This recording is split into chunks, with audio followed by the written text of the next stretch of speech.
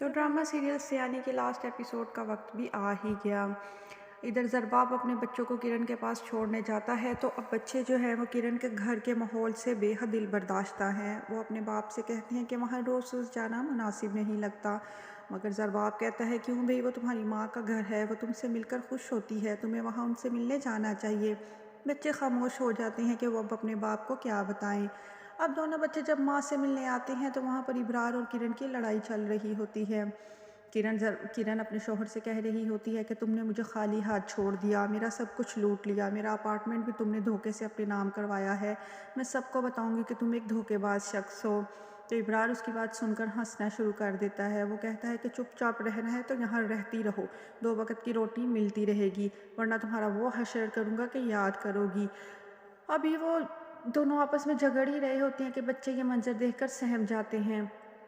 کرن اپنے بچوں کی طرف بھاگ کر آتی ہے تو ابرار سمجھ جاتا ہے کہ یہ اپنے بچوں کو یہ صورتحال نہیں دکھانا چاہتی اور اپنی اصلیت نہیں بتانا چاہتی، لہٰذا جان بوجھ کر وہ کرن کے بچوں سے کہتا ہے کہ تم لوگ جانتے ہو کہ تمہاری ماں کیسی عورت ہے، اس نے مجھے تمہیں اغوا کرنے کا کہا تھا، تم لوگوں کو اغوا کرنے کا موقع نہیں ملا، یہ چاہتی تھی کہ تم لوگوں کے باپ سے 5 کروڑ روپیہ نکلوایا جا سکے، تم لوگوں کی تو بچت ہو گئی، مگر تمہارے چاچو کی بیٹی نوین کو میں نے اغوا اس کے کہنے پر کیا، اس عورت نے تمہاری کزن کو اغوا کروایا۔ اب بچے تو یہ بات سن کر بے حد حیران اور پریشان رہ جاتے ہیں، وہ تو سوچ بھی نہیں سکتے تھے کہ ان کی ماں اس طرح کی گھنونی سازشوں میں ملوث ہے۔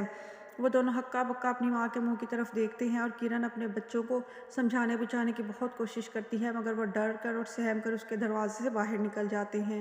کرن اپنے بچوں کو یوں جاتا ہوا دیکھ کر بے حد دل برداشتہ ہوتی ہے۔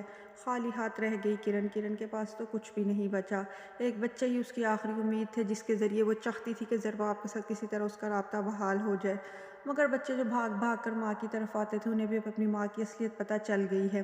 اب یقیناً کبھی وہ پلٹ کر اس طرح کی ماں کے پاس نہیں آنا چاہیں گے۔